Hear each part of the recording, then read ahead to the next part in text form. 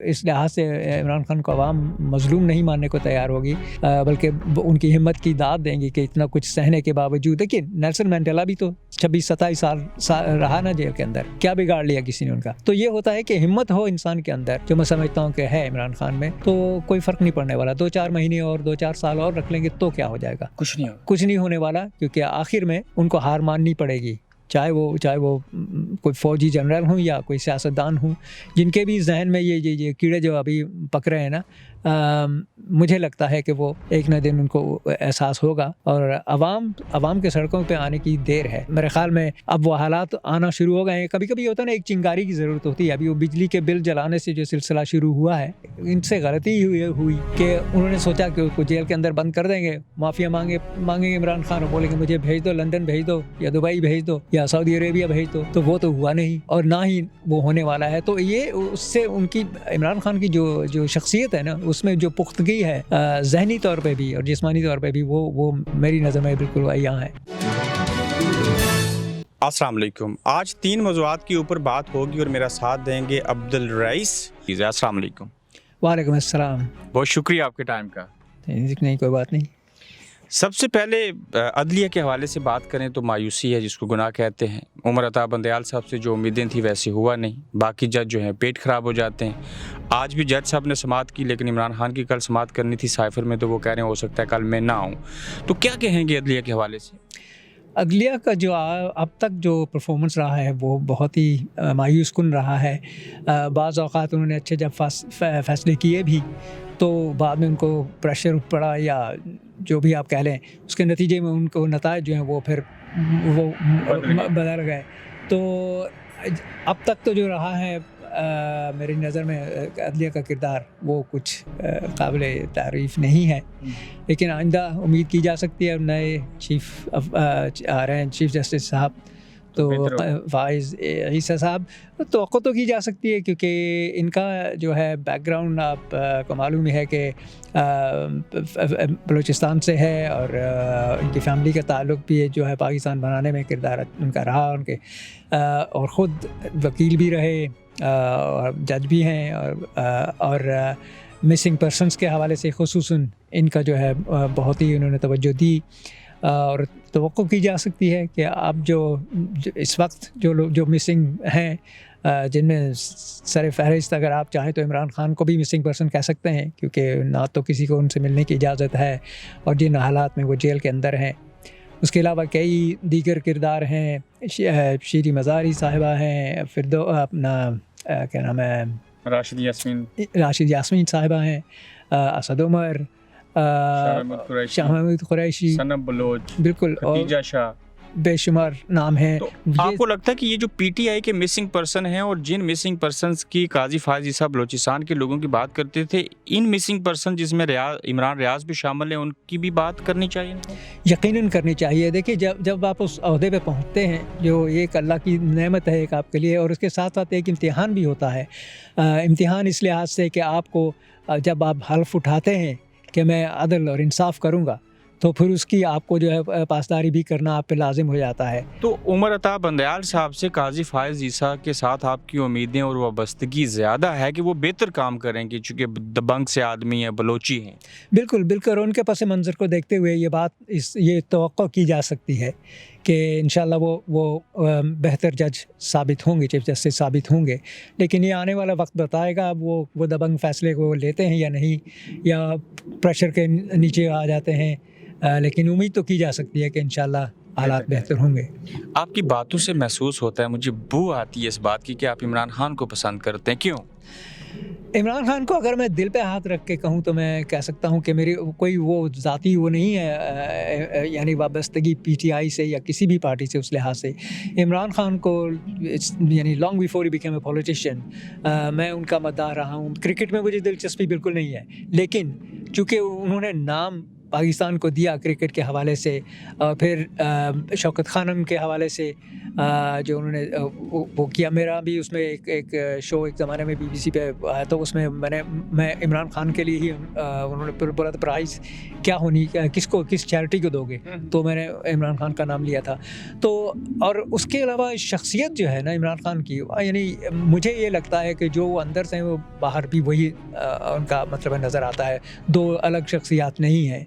तो दबंग बोलते हैं, he doesn't care who he upsets.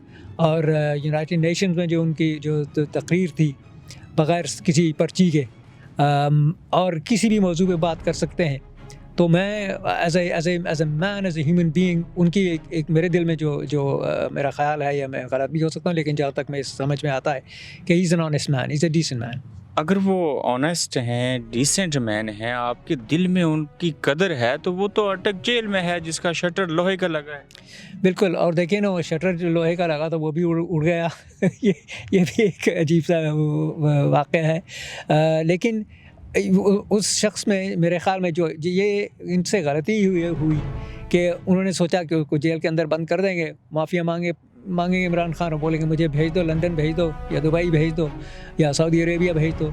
तो वो तो हुआ नहीं, और ना ही वो होने वाला है। तो ये उससे उनकी, इमरान खान की जो शख्सियत है ना, उसमें जो पुख्तगी है ज़हनी तौर पे भी और जिस्मानी तौर पे भी, वो मेरी नज़र में बिल्कुल यहाँ है। आज इमरान जेल में है, उनकी ज़हनी और जिस्मानी पुख्तगी की तो हम बात करते हैं, लेकिन वो जलील व ख्वार हो रहा है वो शख्स वहाँ पे, जो कौम का हीरो है, जो साबिक़ वज़ीर-ए-आज़म है, जिसको 80% पाकिस्तान के अवाम पसंद करते हैं, जिसको दुनिया जानती है, वो अटक जेल में उस केस के अंदर जो अभी तक आइन और कानून ही नहीं बना, उसकी सज़ा काट रहा है। तो ये लोगों के दिल में जो इमरान खान की मोहब्बत है, इसका कोई अचार डालेगा बंदा?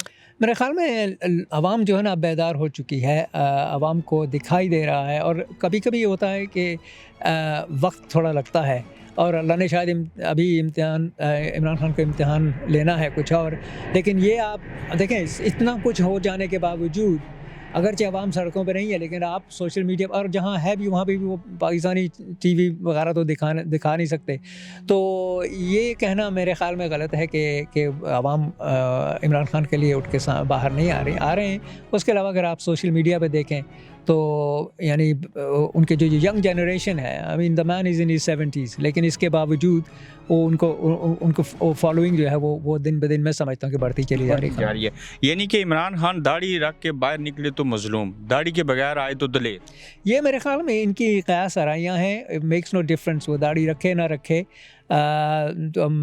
जो तिनके हैं ना दाढ़ियों के अंदर होने चाहिए, वो कहीं और हैं। उससे कोई फ़र्क नहीं पड़ने वाला कि वो दाढ़ी रख के निकले या मज़लूम। तो मेरे ख़्याल में आवाम उसको इस लिहाज से, इमरान खान को आवाम मज़लूम नहीं मानने को तैयार होगी, बल्कि उनकी हिम्मत की दाद देंगी कि इतना कुछ सहने के बावजूद। देखिए नेल्सन मंडेला भी तो 26-27 साल रहा ना जेल के अंदर, क्या बिगाड़ लिया किसी ने उनका।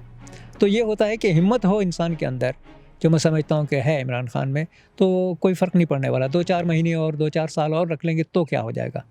कुछ नहीं होने वाला, क्योंकि आखिर में उनको हार माननी पड़ेगी, चाहे वो कोई फ़ौजी जनरल हों या कोई सियासतदान हों, जिनके भी जहन में ये कीड़े जो अभी पक रहे हैं ना, मुझे लगता है कि वो एक न दिन उनको एहसास होगा।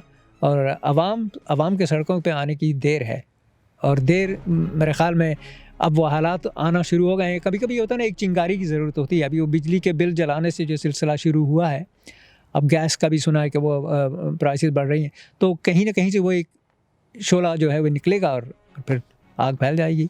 आप इमरान की जगह होते, आपकी उम्र भी 70 साल है ना? बिल्कुल। आप ये जेल की सोबतें बर्दाश्त कर लेते? नहीं, मुझे नहीं लगता मैं कर सकता। मुझे तो एक कमरे में, आम घर के अंदर भी घुटन होती है कि मैं बाहर रहने वाला इंसान हूँ। अब जो कुछ जानते हैं मेरी ज़िंदगी के बारे में थोड़ा बहुत, मैं अक्सर मेरा वक्त जो दिन में स्टेपिंग करते हुए गुजरता है। तो इमरान खान से इतनी मोहब्बत है, तो इसी मुल्क के अंदर सड़क पे बैठ के 10 हाउस के सामने डॉनिंग 10 स्ट्रीट के ऊपर भूख हड़ताल क्यों नहीं करते? देखिए, मैं भूख हड़ताल कर दूं उससे भी कोई फ़र्क नहीं पड़ने वाला है। वो मुझे वहाँ से हटा के कहीं और डाल देंगे। लेकिन इन्होंने अपना मफाद देखना है, ठीक है। इनको अभी सूट करता है, जो हालात वहाँ के हैं उनको सूट करते हैं। तो हमें ये यहाँ पे अपने प्रोटेस्ट अगर हम करें तो ठीक है, वो वहाँ जाके एवनफील्ड वगैरह जगहों पे करें, लेकिन 10 डाउनिंग स्ट्रीट के आगे हाँ ये है कि अवेयरनेस जो है वो ज़रूरी है, यानी बताना ज़रूरी है आवाम को और हुकूमतों को इंटरनेशनली भी कि ये मसला है पाकिस्तान में, उससे आंखें मत चुराएं। पाकिस्तान से आप 5 साल छोटे हैं और आपने मार्शल लॉ के सारे अदवार देखे पाकिस्तान में, ऐसा ही है? जी बिल्कुल बिल्कुल।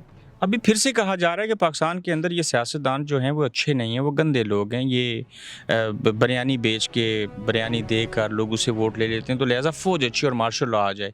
क्या कहना चाहेंगे इसके ऊपर? इसमें कोई शक नहीं कि मार्शल लॉ के दौरान जो हालात हैं वो कौम के लिए एज ए होल बेहतर हुए हैं, लेकिन वो किन शराइत पे हुए हैं वो एक अलग बात है।